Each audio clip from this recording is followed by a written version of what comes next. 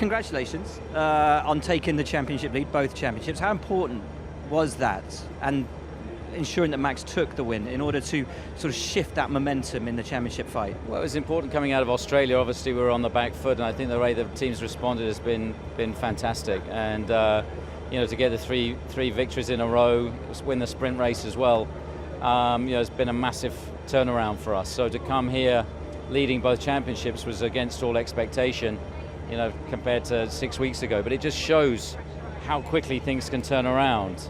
And we take nothing for granted, and Ferrari are going to be very strong here this weekend. We've just got to try and make sure that we go with them and try and challenge them.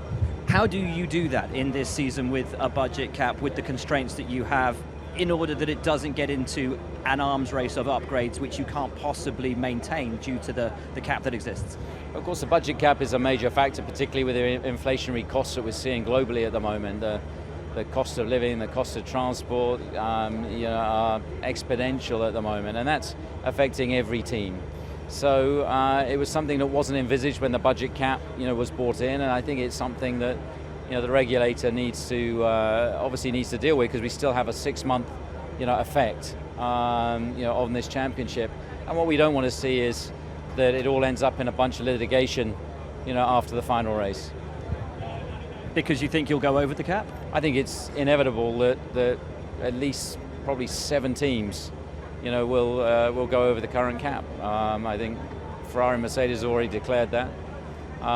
It's impossible to see at the moment how you could remain within it. Okay, thank you, Christian.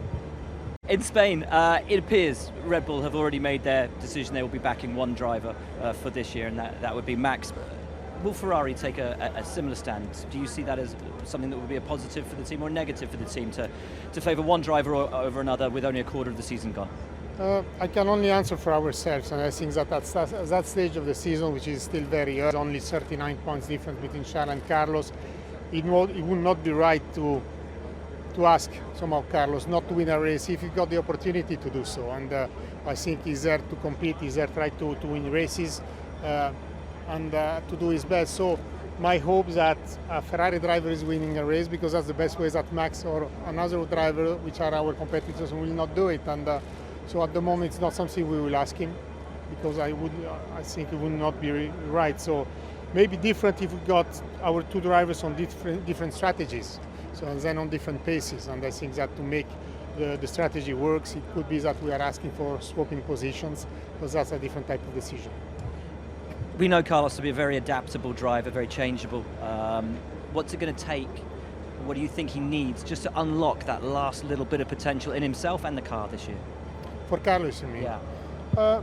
I think that he had certainly a difficult start of the season, and I think we had long discussion with him as well, try to understand the reason of, and because I think his strength somehow is consistency, and the fact that he's scoring points at each single race, and if he's not doing that, he's losing somehow part of his strength. So it's only a matter to relax himself on maybe the ambition in terms of speed, whatever he can do today with the car and his confidence with the car, and then build the confidence for the future, which I'm pretty sure he will do. So it's only a matter not to take too many risks at the right moment, making sure that he's always scoring important points and get all the opportunities he may have in the short terms, and building confidence for the future. Mercedes made a step forward in Barcelona. Are you looking forward to the potential of a 3-team fight for the rest of the season? They certainly made a step forward in Barcelona, but if I look at the qualies, they were 7-8 tenths off the pace.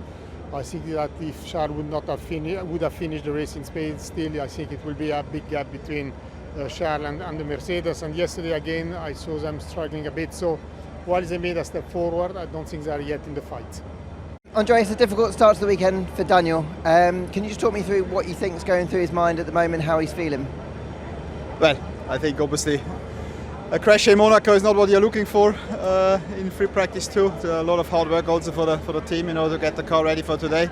But in the end, he's experienced enough, we as well as a team, to overcome this challenge. We had a good start yesterday in free practice 1. I think we have some good pace as well in the car. So let's just reset together and go again today. I guess we have a good car to get into quali 3 with both cars today. That's the target. How impressed are you with the job that Lando's doing? Obviously been unwell for a few days now, and he looked like he was on it from the off yesterday. Yeah, no, I think it was just good that Lando could have some days off after Barcelona to fully recover. It's probably still not at 100%, but not far from it. And yeah, that was just good to see yesterday from the first run onwards that he was comfortable going around the track here. With this new car also, with this new generation of cars. And as I said before, I just hope we can continue this good run that we had yesterday in terms of pace. And then hopefully we are set for a good result here. Did you find some good findings overnight? I know last year you came into the race, weren't too sure, and then you were strong. Yeah. Last night you were strong again on Friday, so you kind of got a good feeling again? Yeah. I can tell you after quali today. But the team worked hard in order to, of course, extract even more performance from the car.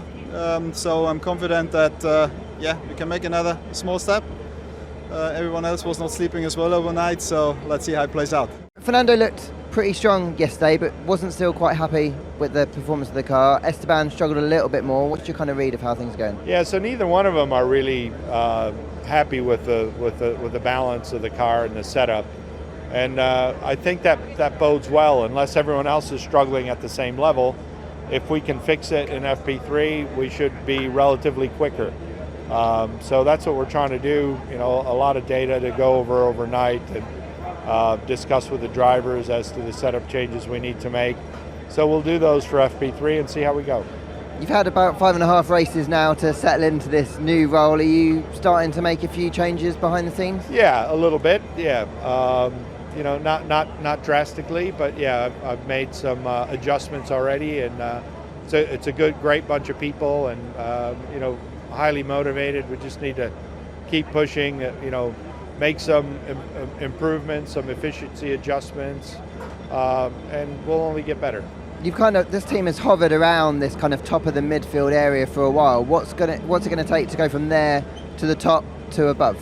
Yeah, that's a really good question, and it's something that we're pondering now. And we've done probably in the last 6 months a lot of research to understand the areas where we're lacking and we need to bolster. You know, both tools and perhaps some additional understanding and know-how. And we've got that plan in place, and now it's a matter of execution, and executing can take years sometimes. Should Valtteri start skipping Fridays? Yeah, next week we will come on Saturday morning.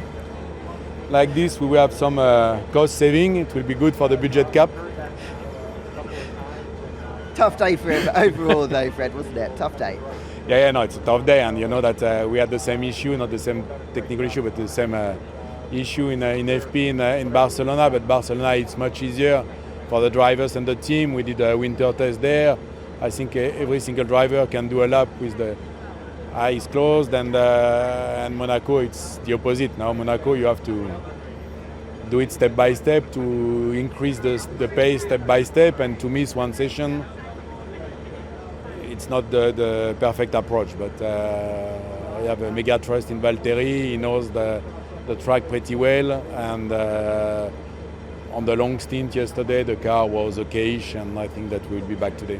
And there's still obviously one more practice session for him to get his eye in, and the car has looked very strong this year. Best of the rest is still possible? Well, this is the target. Yeah, it's not one session, it's 2 times 3 laps. But we'll be okay.